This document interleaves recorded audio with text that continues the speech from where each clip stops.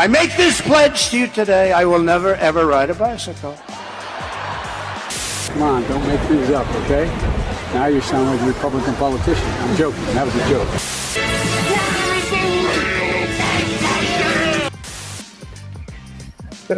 Joe Biden says that there's no recession coming. Now you sound like a Republican politician. Donald Trump says he vows to never ride a bicycle. Buzz Lightyear bombs at the box office. The WHO director admits it probably came from a lab, but privately. All that and more coming up on this episode of Daily Caller Live. My name is Jobob. Daily Caller Live starts, wait for it, right now. 2, 1. Here we go! That might be the only brown guy on earth named Jobob. That is actually their name, Jobob.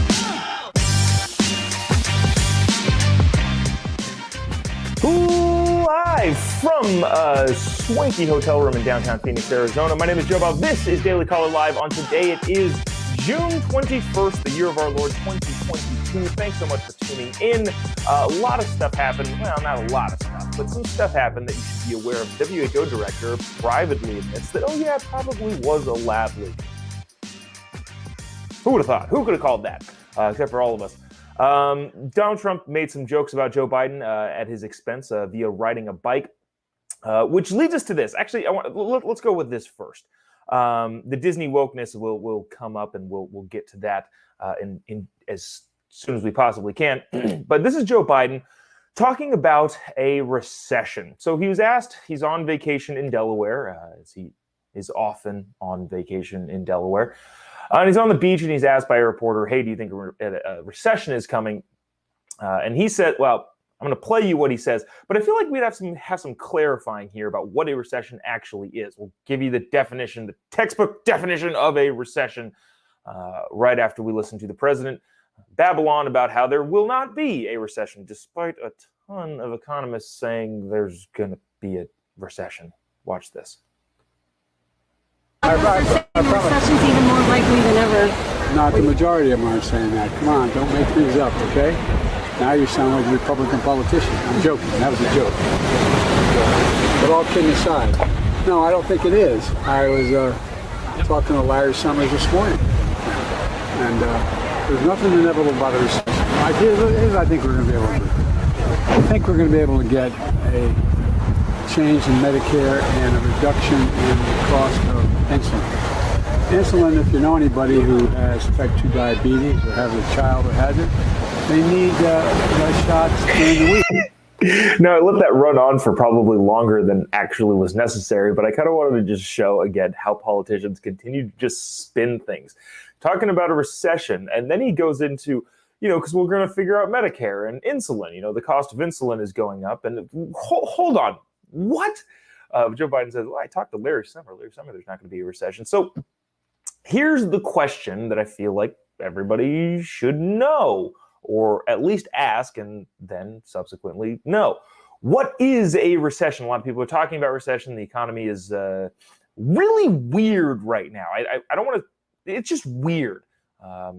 And the reason it's weird is because we spent more money than anybody's ever spent in the history of the world, so nobody knows what the fallout of that's going to be. And a lot of people think there's going to be a recession. Obviously, inflation is through the roof.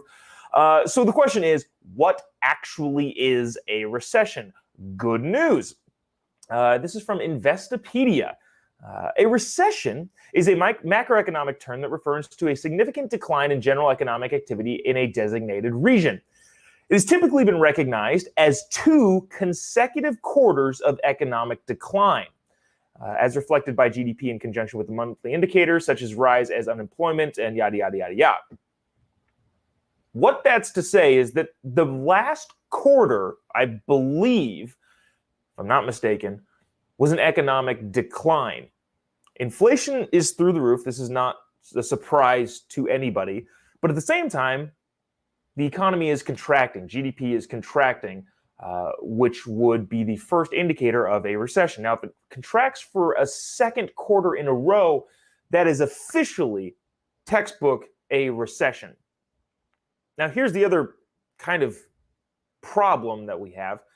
Generally speaking, when inflation is high, you want to crank up interest rates, and this is terrible that this is what it is.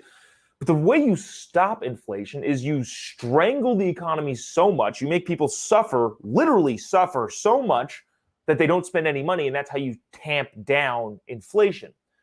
The way you do that is you jack up the interest rates, or at least that's the Fed's way of jacking up the interest rates, make people so scared to spend money that they stop doing it.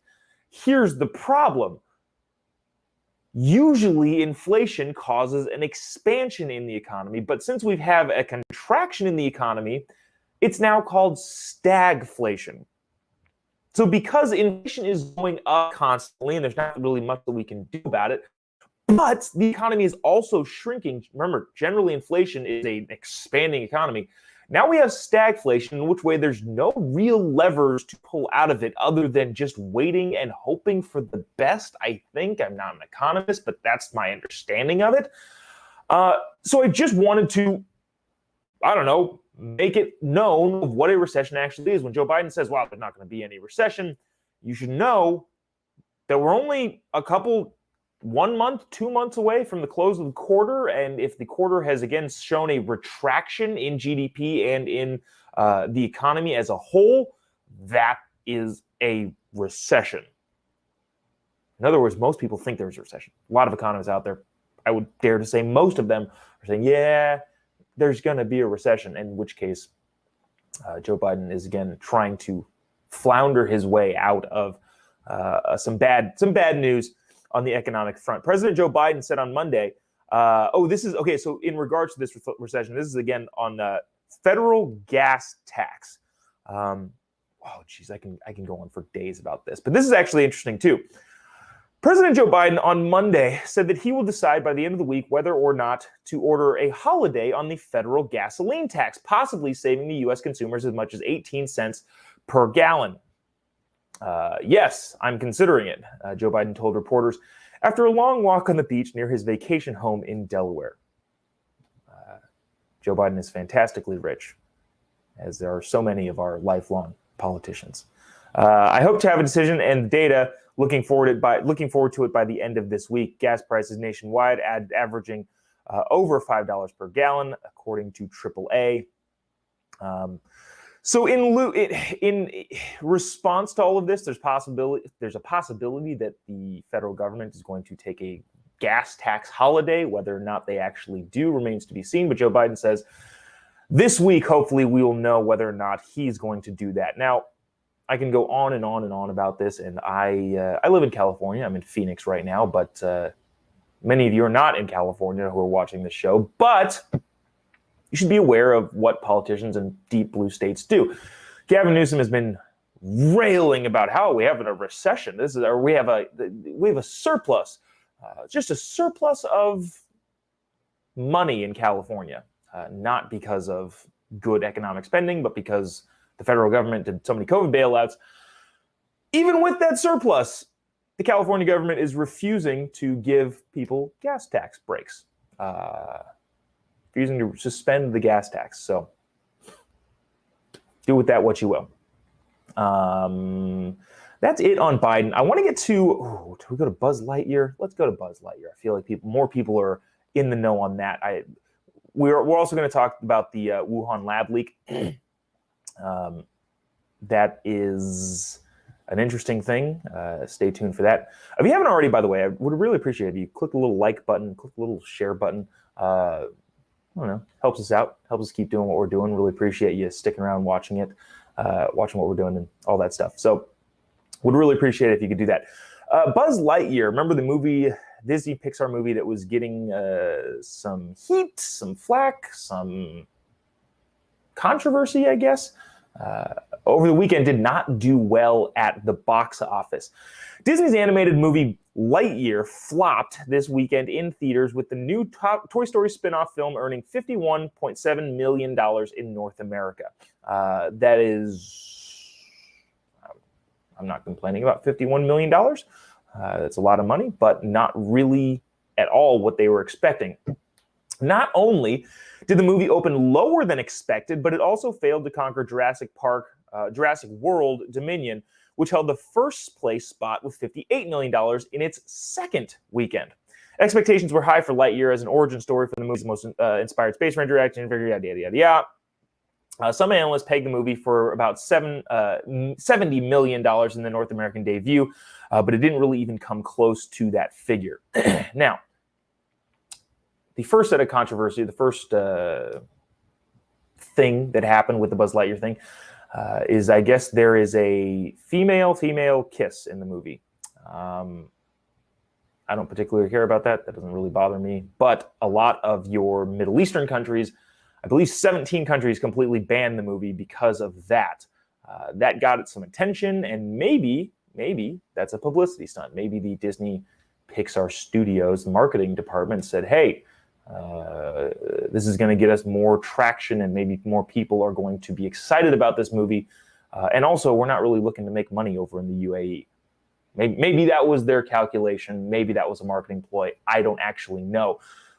But what seemed to happen when all of that started to get talked about was this not necessarily renewed, well, it was a renewed conversation of the fact that the voice of Buzz Lightyear, the guy who's been doing Buzz Lightyear for all of the Toy Story movies, Tim Allen, a noted conservative, was not playing Buzz Lightyear.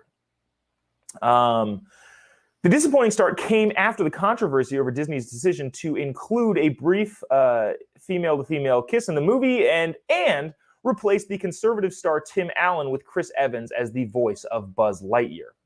So that is a pretty big issue that people have been very upset about. Why, Disney, would you plan, or would you take probably one of the more iconic cartoon characters of all time and replace them? There is some argument to be made that Tim Allen voiced the toy Buzz Lightyear, and this is the actual story of the actual real Space Ranger.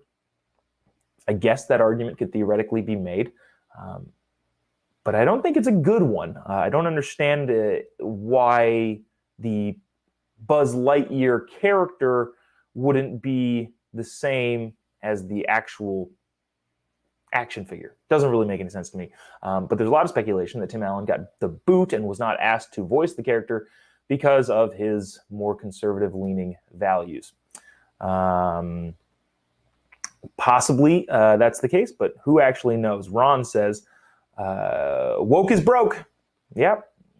Anton also says, woke bomb. Yep, that's... Gabriel also says, go woke, go broke. Tim Allen is Buzz Lightyear. A lot of people in the comment section saying that, yeah, that's part of the reason why it didn't work out or bombed the way it did. And I probably would agree with all that. Yeah, a lot of comments coming in saying Tim Allen, Buzz Lightyear. We miss Tim Allen. We love Tim Allen. Cool. So that's that.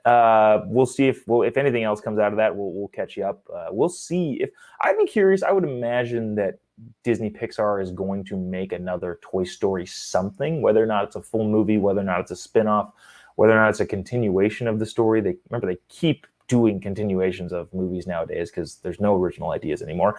It'll be interesting to see if, in fact, there is a Toy Story 5 that comes out if Tim Allen is asked to voice the character yet again. A lot of people. Scott says, go see Top Gun. I haven't seen Top Gun yet. I would imagine that's something I should do. I've gotten enough suggestions of, hey, go see Top Gun, that I might actually go see Top Gun. But yeah, bunch of people upset with that. I want to get to this a little bit more serious fare, but important nevertheless. The WHO director, a guy named Tedros, I don't even want to attempt to pronounce his last name. Hold on, let me try and sound it out. Tedros Adhanom Ghebreyesus. Dr. Tedros, who, remember, is not a medical doctor and is from Ethiopia. No shade thrown to Ethiopia, but I don't know that it's known as a paragon of scientific innovation. But for some reason, the head of the World Health Organization is from Ethiopia. Maybe it's because China has put a bunch of money into the Ethiopian infrastructure project and kind of acted as a loan shark and is basically making Ethiopia as a country and the World Health Organization do what they want. That's probably nothing. But Apparently, privately, the WHO director believes in the Wuhan lab leak. While publicly, the WHO maintains that all hypotheses remain on the table about the origins of COVID, a source said that Dr. Tedros, the Director General of the World Health Organization, had recently confided in a European politician that the most likely explanation was a catastrophic accident at the laboratory in Wuhan, where infections first spread during late 2019. You don't say. Huh. So what we get now, and again, this is probably a private conversation, an off-the-record conversation that he didn't intend for people to hear, but now we know, probably, if the reporting is legit, that the top guy at the WHO now believes that it was a lab leak. Who knows how long he's believed that there was a lab leak that caused COVID. But that's where we're at now. Again, this should come as a shock to literally no one, as pretty much everybody, even I think from Jon Stewart to Stephen Colbert to all of your big lefties now, are pretty dang sure it was a lab leak. The WHO was initially criticized for its differential approach to the Chinese pandemic and their willingness to accept Beijing's proposition that it claims the lab leaks were just a conspiracy theory. However, in the absence of any compelling evidence of the zoonotic spread, the process by which the virus leaps from animals to humans, it is now adopting a more neutral public stance. Dr. Tedros updated members of the state on the pandemic this month, admitting, "We do not yet have the answers to where it came from and how it entered the human population." Right. If you're just listening to the audio, I did a big exaggerated wink to show that I don't buy what Dr. Tedros is saying. Again, this should come as a shock to absolutely no one, but that's where we're at with the COVID pandemic. There's some interesting stuff on the Uvalde police response that we'll talk about maybe tomorrow. It's been kind of an interesting week. We're on the road, obviously, doing some stuff, and it's harder to put stories together when you're on the road. I'll be open and candid with you. Maybe we'll talk about the French elections. The right-wing party in France has dominated some of the elections in that country. Not that we care about French politics really at all, but it's interesting on a global perspective of how more conservative right-leaning ideas are tending to take a pretty big foothold. Maybe we'll talk about that more tomorrow. Let's see. That's going to do it for us today. If you haven't already, give me a follow on any of your social media accounts. Just type in JOBOB pretty much anywhere. You'll be able to find me. Facebook, Twitter, Instagram, YouTube. The Facebook page is blowing up. So if you're watching this on Facebook, just type in JOBOB. You see the little picture of me in a hat going like, what's going on? Click on that. Go like the page. Follow the page. You can watch a bunch of extra content over there that we do throughout the week.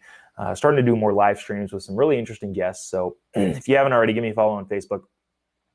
This Chiron is wrong, by the way. It's just at the Jobob, facebook.com/the Jobob. Let's see. Yeah, we'll see you tomorrow. Same time, same place, kind of, because we're still going to be in Phoenix, but not here. We're somewhere else in this beautiful city, beautiful, extraordinarily hot city. That's going to do it for us today. We'll see you tomorrow. Like I said, same time, different-ish place. See you then. God bless America.